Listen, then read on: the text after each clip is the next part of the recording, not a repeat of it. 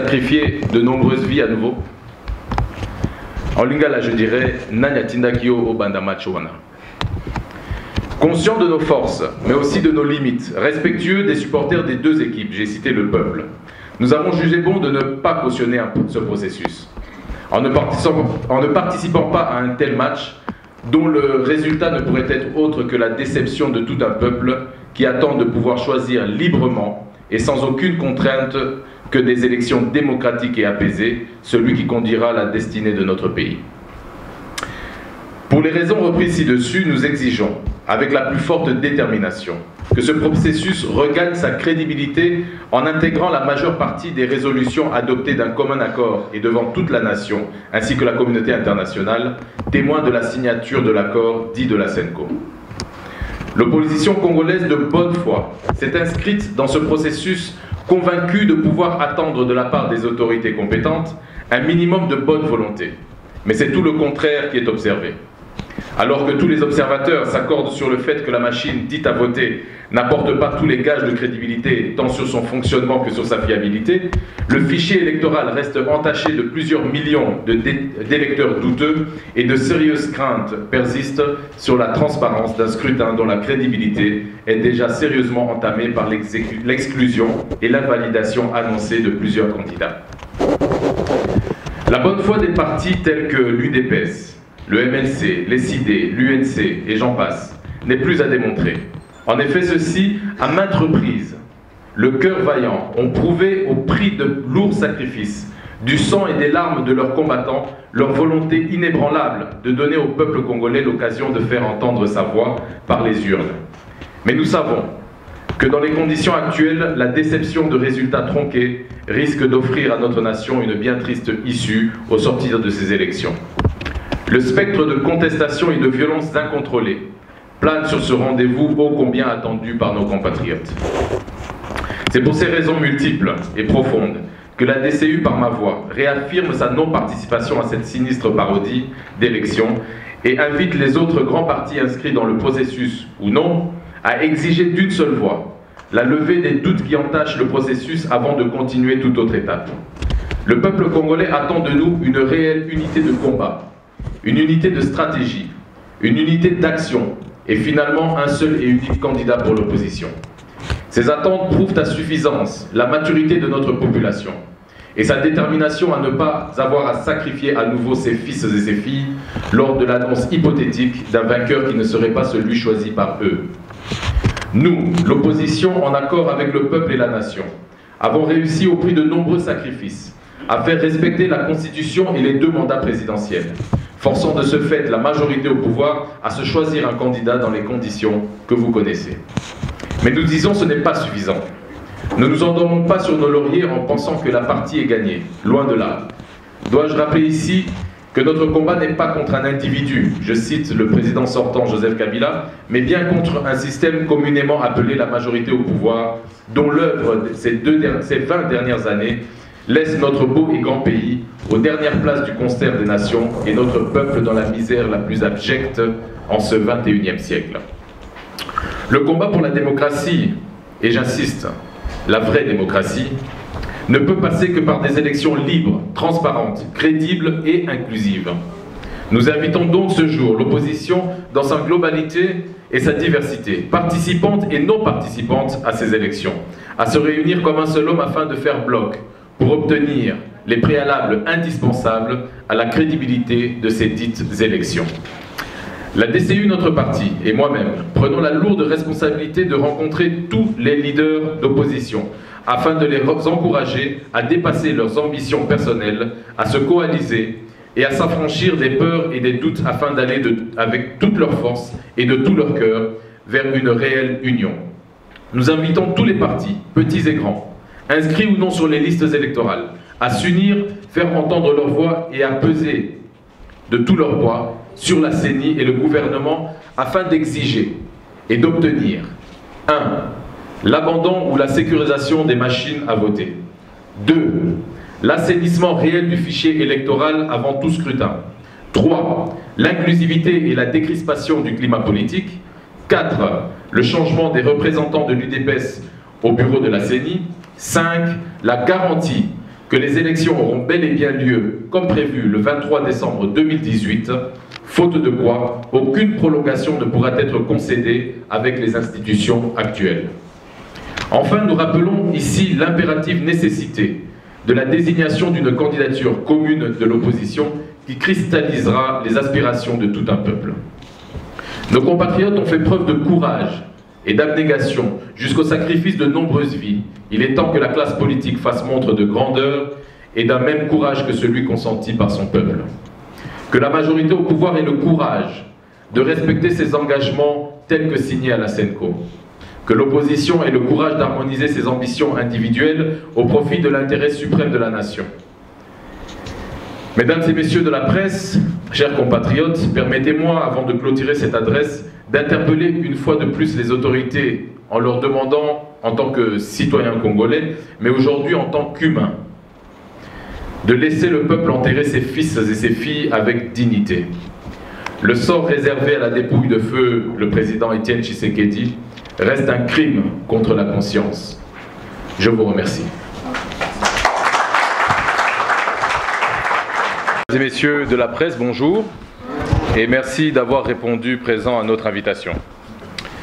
À l'heure où la République démocratique du Congo, notre pays, amorce un virage crucial vers la démocratie, la dynamique Congo Uni, notre parti, ainsi que la plateforme à vocation électorale DCU et alliés courant tshisékédiste, vous livrent par ma modeste personne notre lecture et nos résolutions quant au processus électoral en cours. Il ne vous aura pas échappé que notre parti, ainsi que la plateforme dont nous sommes membres, avons pris la mort dans l'âme, la douloureuse décision de ne pas participer à ce scrutin, du moins pas dans sa configuration actuelle. En effet, permettez-moi de vous faire un petit schéma caricatural afin d'introduire nos motivations. Imaginez un match de football entre deux équipes, l'une serait Vita majorité et l'autre Imana opposition. Vita majorité impose le cadre et les règles sans vous consulter, comme cela avait pourtant été préalablement convenu à la SENCO. Vita majorité impose à Imana opposition de jouer sans la moitié de ses joueurs, certains en exil, d'autres en prison. Impose à Imana opposition de jouer avec des athlètes salariés par Vita. Impose un corps arbitral acquis à sa cause, dont l'arbitre central ne serait autre que Tango Faure lui-même. Modifie l'instance de recours, la Cour constitutionnelle, et il place des délégués acquis à sa cause. Lorsque vous aurez perdu un tel match, il ne vous restera plus que vos yeux pour pleurer, mais toute une nation sera prise au piège. Demanderez-vous aux supporters ces questions? Monsieur Bouya, donc de CNews.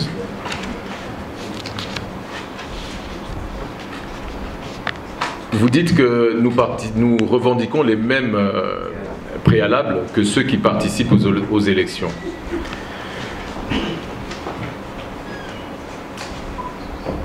Je pense que il est peut-être temps de montrer une autre façon de faire la politique. Aujourd'hui, je pense que vous avez suivi notre adresse. Nous ne participons pas, mais à aucun moment nous avons demandé d'annuler le scrutin de décembre. Je pense que vous devriez plutôt y voir une preuve de courage, d'aller jusqu'au bout des convictions. J'ai expliqué ici le pourquoi est-ce que nous n'y allons pas. Nous nous sommes battus pendant des années pour obtenir un scrutin libre, transparent, crédible et inclusif. Le fait de participer, c'est notre choix. De ne pas participer par contre, je dis le fait de participer, alors qu'aucun de ces préalables n'a été acquis, ne serait-ce pas se jeter dans la gueule du loup en connaissance de cause? Je l'ai expliqué dans mon petit schéma anecdotique. Cette équipe de foot, ces deux équipes de football, vous savez que je suis issu un petit peu aussi du monde footballistique. Lorsque vous donnez à une équipe tous les avantages, décide du terrain, les règles, vous enlève vos joueurs, vous mettez des joueurs à eux dans votre équipe, Le corps arbitral leur est acquis. Les voies de recours leur sont acquises. Quel est le sens de commencer ce match? Vous avez des supporters qui comptent sur vous pour gagner. Est-ce que vous avez un espoir de gagner ce match-là? Nous avions demandé à nos pairs de l'opposition de pouvoir non pas boycotter la tenue des élections, mais d'exiger que les préalables soient appliqués avant de lancer le processus. Rien n'a été acquis. Je dis bien rien jusqu'aujourd'hui. Je vais répondre directement à une question du mois qui avait été posée, où on disait que 50% des préalables avaient été acquis. Mais, chers amis, je voudrais que vous me citiez ces 50%. Rien n'a été acquis. Tout ce qui a été signé à la SENCO, jusqu'à ce jour, rien n'a été mis en application. Les délégués de l'opposition qui devaient faire partie de l'organisation des élections en participant à la CENI n'ont jamais été, comment dirais-je, admis et acceptés par la CENI jusqu'à aujourd'hui. Ça veut dire qu'on nous cache la vérité sur l'organisation de ces élections. Or, c'est le centre névralgique de l'objectif pour lequel certains compatriotes sont morts, d'autres arrêtés. Vous savez, ils ont donné leur vie. Ils n'ont pas donné leur vie pour qu'on nous invente quelque chose ou pour qu'on nous donne un simulacre d'élection. Ils ont donné leur vie parce qu'ils voulaient le changement dans notre pays. Est-ce que nous n'allons pas respecter le don de ces vies? Est-ce que nous allons continuer à accepter l'inacceptable? C'est la raison pour laquelle notre parti a voulu aller jusqu'au bout de ses convictions. Nous n'allons pas cautionner et donner un visa blanc à l'organisation d'élections qui ne correspondent pas à ce que le peuple congolais attend. Le peuple congolais aujourd'hui attend dans son entièreté, que ce soit de l'opposition comme de la majorité, que sa voix soit entendue. Gagner par la tricherie, ce n'est pas gagner. Lorsque, je le répète encore une fois, ces élections ont été organisées dans un endroit caché, j'appelle la CENI, je dis bien un endroit caché, parce que nous n'avons pas pu participer à l'organisation de ces élections. Rappelez-vous qu'à la SENCO, on nous avait confirmé que nous serions partie prenante pour organiser ces élections. Pourquoi est-ce que nous avons été exclus jusqu'à ce jour? Pourquoi est-ce que les acquis de la SENCO n'ont pas été mis en application? Ceux qui disent qu'il y a 50% qui ont été, comment dirais-je, réalisés, vous allez me parler de quoi? De la primature? À quel moment est-ce que le rassemblement qui était partie prenante a pu désigner son candidat? À quel moment? Et le proposer? Vous allez me parler du CENSA? À quel moment est-ce que les 9 composantes du rassemblement de l'opposition ont pu proposer la candidature de leur président du Conseil des sages? À quel moment? À quel moment, encore une fois je le répète, les délégués de l'opposition ont pu intégrer la CENI? À quel moment est-ce que nous avons parlé de la décrispation? Jusqu'à ce jour, les hôtels de certains membres de l'opposition, comme M. Fayoulou, sont bloqués. On les empêche d'avoir les moyens d'aller aux élections. Des télévisions ou des radios sont encore empêchés de pouvoir véhiculer tous les messages de l'opposition. Des prisonniers sont encore jusqu'à ce jour contraints de subir et d'accepter, comment dirais-je, l'injustice. Dites-moi, quels sont ces 50% de préalables qui ont été, comment dirais-je, appliqués? Nous n'avons rien obtenu, je dis bien rien obtenu. Raison pour laquelle nous estimons que nous ne faisons pas de la politique pour aller, comment dirais-je, tout simplement se retrouver dans des sièges, avoir des postes, etc., etc. Nous faisons une politique de conviction. Et nos convictions sont qu'aujourd'hui, les préalables ne sont pas réunis pour pouvoir garantir un scrutin crédible.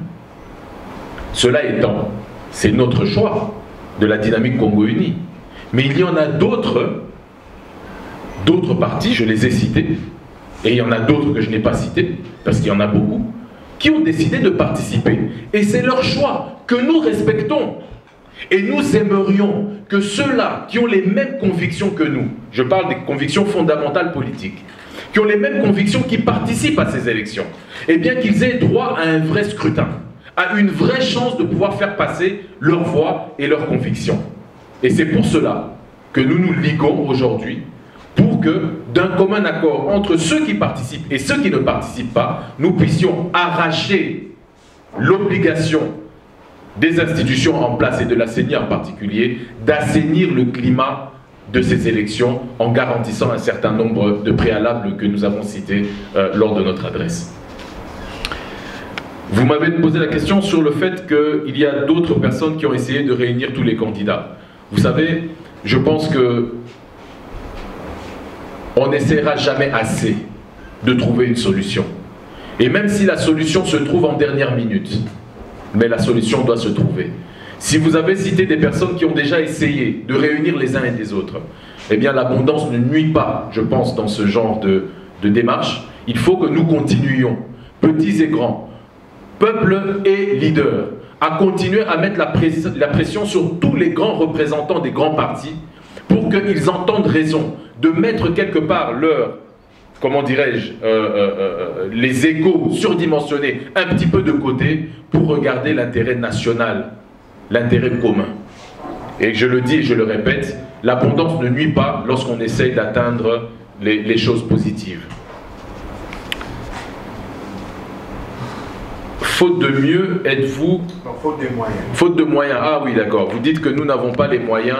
Bon écoutez, je pense que ça ce sont des petits débats qui n'ont pas spécialement lieu aujourd'hui. Je suis curieux de voir que ce soit dans la majorité ou de l'opposition, un seul parti qui aujourd'hui va vous présenter, comment dirais-je, son état de besoin ou du moins les budgets qu'il a préparés pour les élections. Je n'ai pas envie de rentrer dans ce débat-là. Si je dis que j'en ai, on va dire, il se prend pour qui? Si je dis que j'en ai pas, on va dire, il est incompétent. Enfin bref, je trouve que c'est un faux débat à l'heure actuelle. L'essentiel, c'est que nous puissions aller à des solutions pour que notre population puisse avoir un vrai résultat en décembre. C'est ce que tout le monde attend.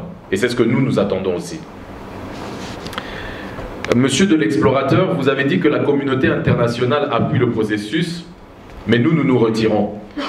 Ben, je vous dirais, la communauté internationale, c'est la communauté internationale. Nous sommes Congolais. Et c'est notre choix. Et notre choix ne va pas nous être dicté par qui que ce soit. Lorsque nous appelons à la communauté internationale de se rendre compte et de se rendre à l'évidence de ce qui se passe dans notre pays, c'est pour que justement, elle puisse être certes le témoin, certes puisse accompagner, mais qu'elle puisse accompagner en fonction de réelles valeurs.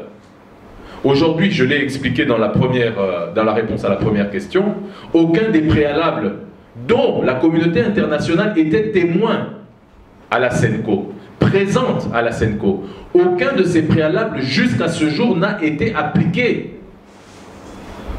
Nous avons signé, mais le gouvernement en place et les institutions ont signé. Et cette communauté internationale est témoin. Si vous me dites que le fait d'organiser les élections en décembre 2018, c'est là le fait qui confirme, je dirais, le plaisir et les applaudissements de la communauté internationale, je vous poserai juste la question, comment applaudir quelles élections? Je l'ai expliqué ici, de quelle manière allons-nous à ces élections? Donc en fait on doit accepter tout et n'importe quoi. Nous ne le pensons pas. Nous pensons que la communauté internationale applaudit le fait qu'il y ait des élections en 2018. Ça c'est déjà un point positif. Maintenant, cette même communauté internationale, je pense que vous le savez, est en train de prêcher pour qu'il y ait une inclusivité et une crédibilité aussi de ces élections. Donc le combat n'est pas terminé. Le combat continue. Nous avons à nous battre pour obtenir que réellement il y ait la crédibilisation de ce scrutin de 2018. Donc j'avais déjà répondu à la question pour les 50% des préalables. Vous me posez la question de savoir quelle pression nous pouvons faire de plus que celle qui est déjà faite aujourd'hui. Eh bien je pense que nous n'arrêterons jamais de faire la pression, de mettre pression du moins, jusqu'au moment où nous obtiendrons le résultat attendu. Et ce résultat, je le répète encore une fois, c'est de pouvoir offrir à notre nation des élections crédibles au sortir desquelles il n'y aura pas de contestation extrême et de contestation qui mènerait encore aux pertes de nombreuses vies, de violences et que sais-je. Ce dont nous avons besoin, ce dont le peuple congolais aujourd'hui a besoin, c'est justement de la crédibilisation de ces élections. Monsieur Géry, vous me reposez la question, ce serait offrir à Joseph Kabila un glissement. Et donc la seule manière d'obtenir l'alternance, ce sont les élections. Je vous poserai une question. à mon tour. Attendez-vous une alternance de personnes ou une alternance de système? Parce que nous avons opté pour l'alternance de système. Je l'ai, et nous l'avons assez souvent dit, le combat n'est pas un combat contre un individu, M. Joseph Kabila. Le combat est contre un système qui nous a menés pendant 20 ans dans le gouffre dans lequel notre population se trouve aujourd'hui.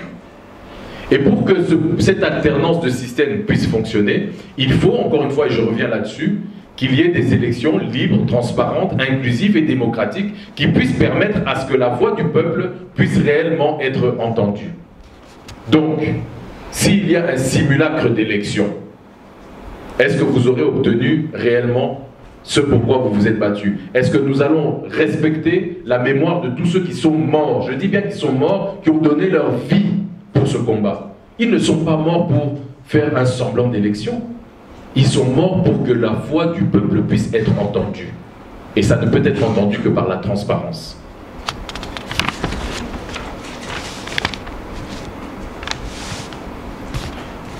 Vous me posez la question encore une fois que si nous ne sommes pas assurés de la sortie de Kabila,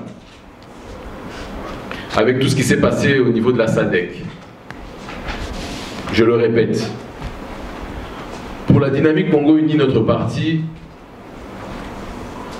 que M. Joseph Kabila ne soit plus président de la République après décembre 2018, ce n'est pas l'unique et le seul combat que nous avons.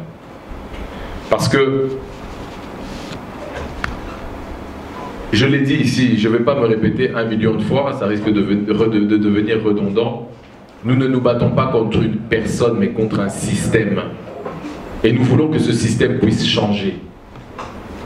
Les acquis de la SADC, nous remercions, bien entendu, tous les partenaires de la République démocratique du Congo qui mettent la pression pour que ce scrutin puisse être transparent, libre et inclusif. Mais le premier combat, c'est nous, les Congolais, qui devons le mener. Et je pense que la population congolaise a fait assez de sacrifices pour pouvoir obtenir les élections qu'elle mérite en décembre 2018. Et dernière question, vous me posez la question de savoir si ce n'est pas de l'hypocrisie et que je devrais faire un choix ici, directement du candidat unique de l'opposition ou du candidat commun de l'opposition. Je pense que quasiment tous ici présents, nous nous battons pour la démocratie. Et la démocratie, je pense que c'est quelque part l'opposé de la dictature. Vous connaissez mon choix, mais ce n'est qu'un choix. Je ne peux pas, moi, aujourd'hui, imposer le choix du candidat commun. Je peux vous expliquer pourquoi est-ce que moi, je fais le choix d'une telle personne. Mais comme je l'ai dit dans mon annonce, nous nous faisons le devoir de faire la tournée de tous les partis, petits et grands, pour pouvoir obtenir d'abord cette, comment dirais-je, cet acquis qui serait celui de pouvoir aller vers une candidature commune. Ce n'est pas aisé, mais je l'ai dit aussi au début, ça dépend de tout un chacun, ça dépend de nous tous, et je suis heureux de voir que dans l'Assemblée, nous avons des journalistes, nous avons certains concitoyens, mais nous avons aussi certains leaders, et pas des moindres. Je vois M. Fayoulou qui est présent et d'autres. Ce n'est pas pour rien. Je pense que nous nous soutenons les uns les autres, nous nous soutenons et nous devons arriver à atteindre cet objectif qui n'est pas notre objectif, qui n'est pas l'objectif simplement des leaders, qui est l'attente de toute une population.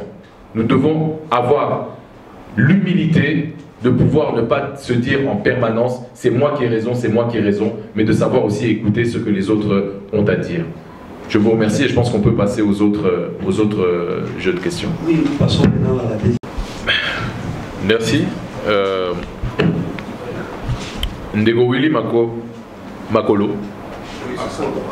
Makolo. RTVS.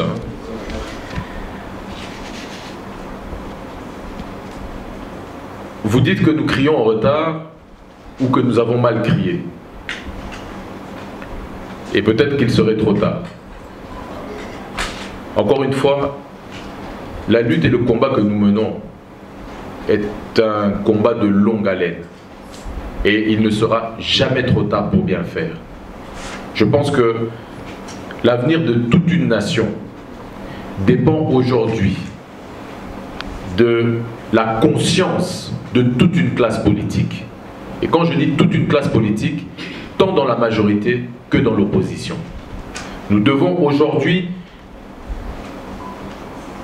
laissez-moi le dire en lingala, tozo mabatu, qu'on se regarde dans des miroirs, qu'on prenne nos responsabilités. Je l'ai dit dans mon adresse, que la majorité au pouvoir ait le courage d'affronter une opposition avec, je dirais, des acquis, comment dirais-je, équitables. Qu'il y ait une forme de fair play. Lorsque je vous ai expliqué que nous n'avons reçu ou acquis aucun des préalables signés à la SENCO, mais lorsque nous sommes allés à la SENCO, il n'y a pas que l'opposition qui a signé. La majorité, elle aussi, a signé. Pourquoi est-ce qu'elle ne respecte pas ses engagements? A-t-elle peur du résultat si elle respecte ses engagements? Et si elle a peur, quel est d'abord le courage de nous affronter avec les mêmes armes? Et je dirais même, à la limite, les seules armes que nous avons encore aujourd'hui à exiger, c'est un minimum de transparence, parce qu'elle a toutes les autres armes. C'est juste avec cette transparence que nous sommes convaincus que nous réussirons à faire entendre la voix de toute une nation.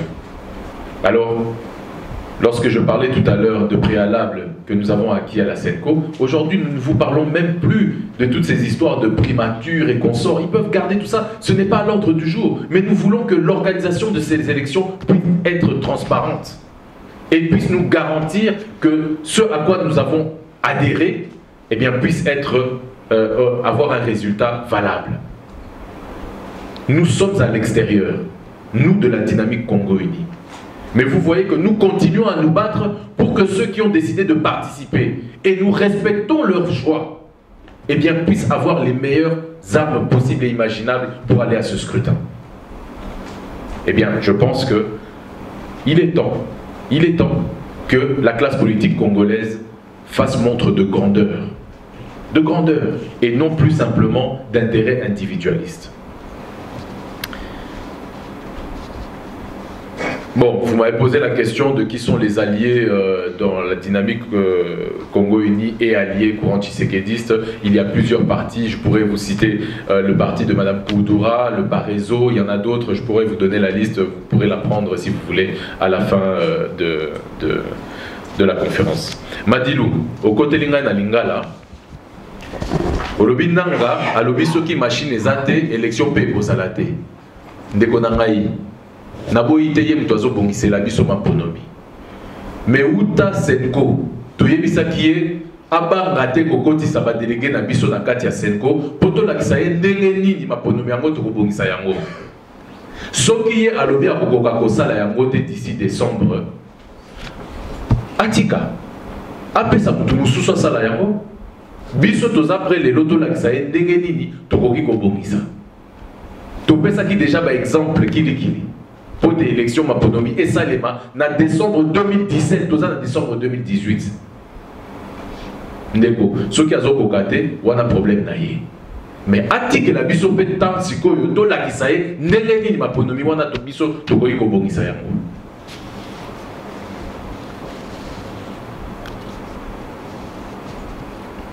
Bon, au lobby, au tuninga soki biso pe toza baleine, ba parti aminé des alliés, etc. Ndeko, en tant que citoyen congolais, atasku tout soki na sala président en parti té. En tant que citoyen, il y a un devoir na ngai. Na kende ko belela na beta ba porte nyoso. Il y a ba dirigeant nyoso, il y a ba parti, il y a opposition. Pona ko benda bango matoi tebe kaka pona ko yokisa bango volonté na ngai citoyen congolais. Qui plus est que lelo naza président en parti et ça devoir na ngai na sala yango. Soki na sala yango botangela ki ngai kombo ya mutu mususu ndeko mususu un autre président en parti persala ki musala wana. Mais toza biso mon côté. Et lelo Bandeko Baningi bakoma ba candidat président de la République, c'est-à-dire Bazali ba candidat président de la République, mais lobi bakoki kozala président de la République. Soki lelo na komi présidenté mais olingi koyoka te. Mukolo kozala président koyoka ndenge nini. Yango eza devoir na biso ya bokende ko beta ba porte nyonso ya ba leader na biso ba yokela pe biso. Bayoka pona nini biso tozo puta pote bango bazwa na chance na makoki nyonso po bakoma na ibonga wana o bazokuluka.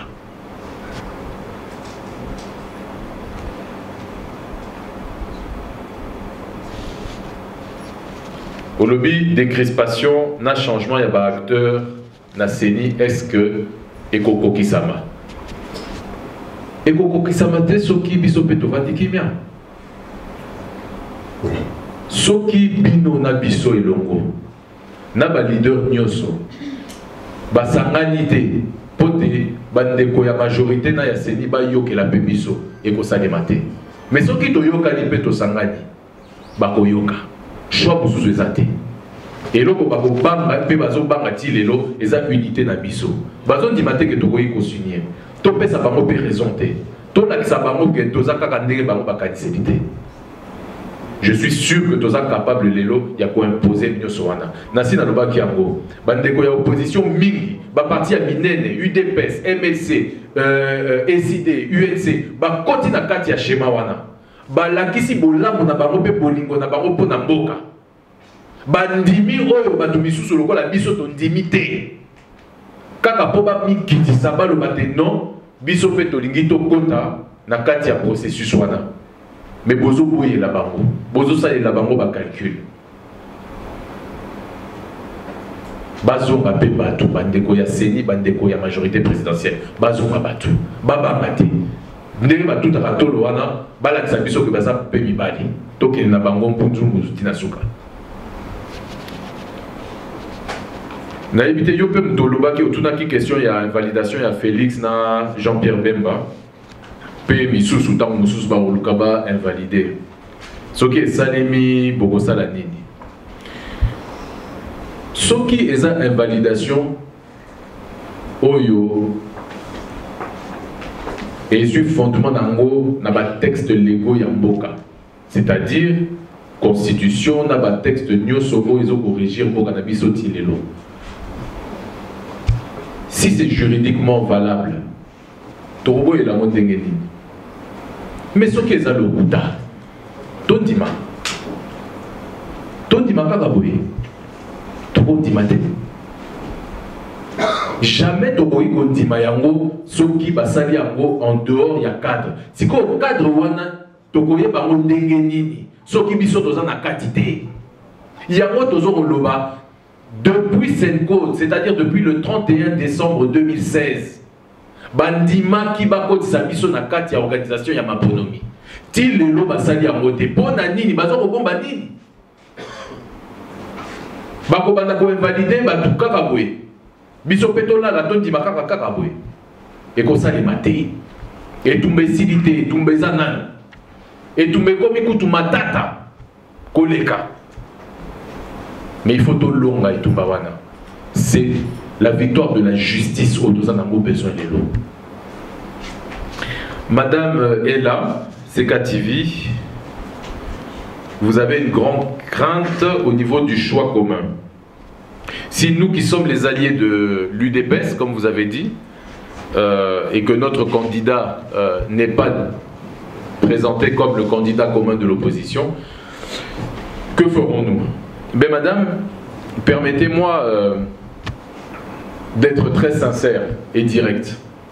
Je m'évertue depuis le début de cette conférence à vous expliquer les vertus et la valeur de l'humilité dans le combat que nous sommes en train de mener.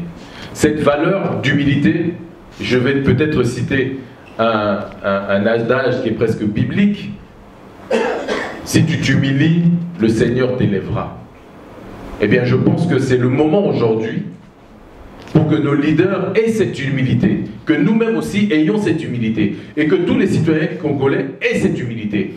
Nous avons tous crié, je parle du citoyen congolais qui a crié à la candidature commune. N'a-t-il pas crié assez fort pour que ses leaders l'entendent? N'a-t-il pas crié assez fort pour que lui-même comprenne ce pourquoi il crie? Lorsque vous demandez candidature commune, c'est au risque que même celui que vous avez choisi ne soit pas celui qui soit choisi par ses pairs. Il faut l'accepter et il faut aller jusqu'au bout. Mais ça demande aujourd'hui, vous savez, le leader, ce n'est pas celui qui fait, je dirais, qui se fait tirer par le bout du nez par une opinion ou que sais-je. C'est celui qui crée aussi l'opinion. C'est celui qui sait faire entendre à ses partisans: écoutez, j'estime que le meilleur choix pour la victoire du peuple, c'est celui-là. Nous allons accompagner. Ce n'est pas que la personne est la meilleure solution, c'est que le choix qu'ensemble nous avons fait est la meilleure solution pour, je dirais, l'ensemble des citoyens. Vous comprenez? Donc ce n'est pas une question aujourd'hui de rester imperméable à toute possibilité. Nous devons par contre, nous qui sommes alliés, entre autres de l'UDPS et d'autres partis, ben nous devons apporter tous les critères pour lesquels nous nous battons pour que le candidat que nous avons choisi soit le candidat commun de l'opposition. Mais c'est un travail que les autres aussi vont faire, que les amis des autres grandes formations feront aussi avec les différents candidats. Et je pense que c'est ça le jeu démocratique, que de leur laisser l'occasion de pouvoir défendre leur candidature. Je ne peux pas imposer à toute une population qui suivrait un monsieur X, ou citons une personne qui est dans la salle, par exemple monsieur Fayoulou, eh bien toutes les personnes qui sont derrière monsieur Fayoulou, tant que je n'ai pas entendu le pourquoi du comment sa candidature pourrait être celle que nous allons soutenir, eh bien comment est-ce que je pourrais juger? Tant que lui n'a pas entendu les arguments derrière lesquels nous nous accrochons pour justifier la candidature du candidat que nous avons choisi, comment pourra-t-il se faire une raison? Si nous allons de manière hermétique, que nous fermons nos oreilles et nos yeux, nous n'aurons pas de solution. Et là, nous ferons le jeu d'une majorité qui aujourd'hui joue de nos divisions. Ce sont nos divisions qui font la force de la majorité au pouvoir actuellement. Et le résultat de la majorité au pouvoir, ce sont 20 ans de descente aux enfers. Aujourd'hui, nous sommes aux enfers en République démocratique du Congo. Ça doit changer. Et pour que ça change, humilions-nous. Que nos leaders s'humilient et que nos combattants, nos militants, entendent aussi ce que nos leaders ont à leur dire. Je vous remercie. Bien. Nous pensons que nous avons seulement des questions pour que vous ayez... Votre première question, c'est 2006, l'UDPS n'a pas participé, stratégie non payante. Et pourquoi ne pas changer de stratégie? Alors, vous savez, en 2006, j'avais 30 ans. Et j'étais l'un de ceux qui n'avaient pas compris la position du président Étienne Tshisekedi. Et aujourd'hui, je le comprends. Je comprends pourquoi il n'avait pas été. Mais aujourd'hui, ce n'est pas le même contexte. Ce n'est pas la même situation. Le président Étienne Tshisekedi nous a laissé un héritage. Il nous a offert quelque chose que peut-être certains ont essayé de banaliser et n'ont peut-être pas compris. Et peut-être même que lorsque je vais vous le citer ici, vous ne comprendrez peut-être pas directement la portée, et j'espère que je saurai m'expliciter. Eh bien, c'est Jeune Val. Qu'est-ce que représente Jeune Val et le rassemblement de l'opposition? Étienne Tshisekedi s'était rendu compte que seul, on ne peut pas gagner. Que seule notre voix est ensevelie. Et il a dit, nous allons nous unir. Ce n'est pas un autre. C'est bien Étienne Tshisekedi qui nous a demandé à tous de nous retrouver à Jeune Val pour créer le rassemblement de l'opposition. Et lorsque nous avons créé le rassemblement de l'opposition, certes, malheureusement, certaines personnes ont pensé que ça pouvait devenir une plateforme électorale, que ça pouvait devenir un faire-valoir pour les uns et les autres. Eh bien, malheureusement, ils se trompaient.